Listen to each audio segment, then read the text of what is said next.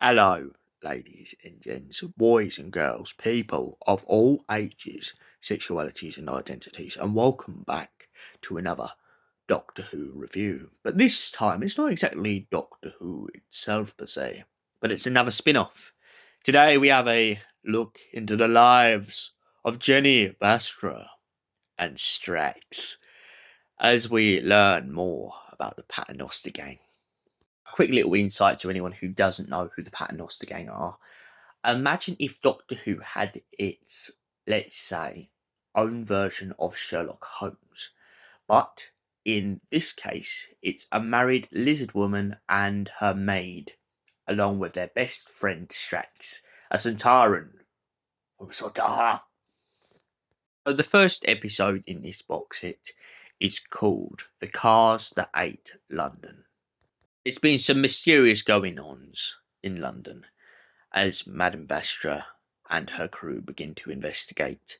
It turns out that a bunch of cars have been designed, and a man who could see the future has seen a London without pollution and with free electricity and very good resources. But Madam Vastra knows, of course, that these ideals are way ahead of their time. Something's wrong. And to make matters worse, all the cars being invented seem to be going crazy, attacking people on the streets, going absolutely berserk, and a malevolent force is behind it all. The second story in this box set, A Photographer, is a very interesting story. Strax is finally given a day off. He's no longer going around investigating, he's no longer going to his usual joints, and so he doesn't know what to do with himself, and he's walking around with Miss Jenny, and the pair of them begin to have a gander. As they come upon a corner of a street, there is a young man offering photographs, and his very peculiar friend seems to be involved. As they delve deeper into this mystery, they find out that there's a beautiful gay relationship going on between a Sontaran and a human being. The Sontaran being an absolute businessman, trying to make the profits out of as much as possible. But his photographs are deadly, and so Madam Vastra has to get involved. When she appears, she turns up to find out that one of her fellow sisters, a Silurian, is also involved in the case. It turns out that the Paternoster gang are no longer the only group on Paternoster Row with aliens involved in their numbers.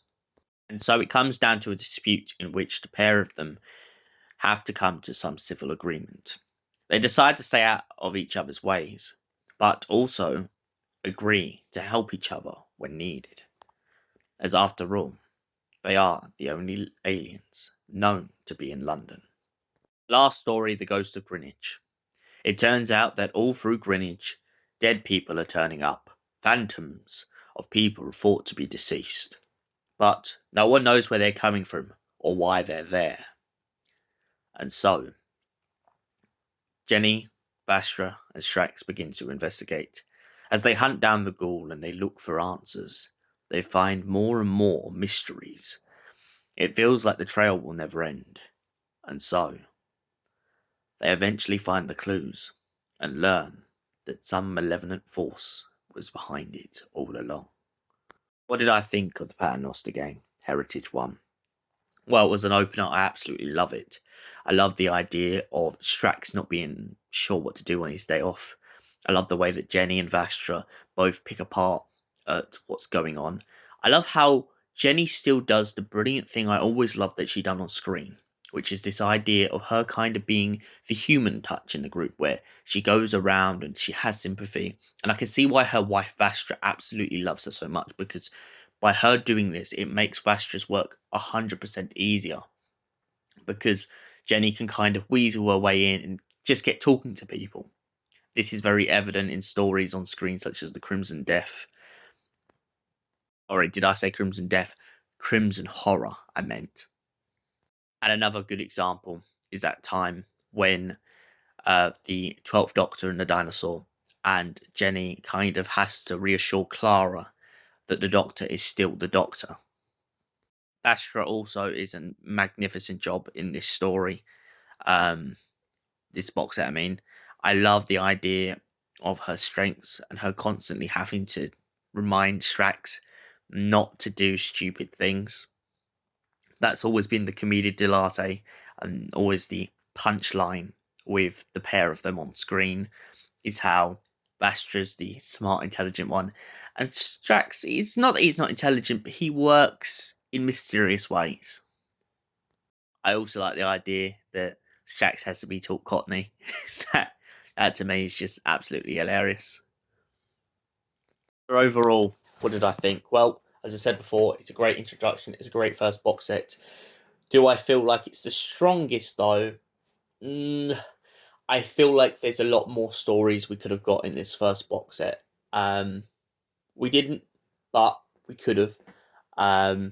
And I feel like its main strong strength is this idea of them not being the only people in London who are Silurian or Sontaran. That, to me, was one of the strongest stories in this box set. And for that reason, I give Paternoster Gang Heritage 1 a solid 6 out of 10.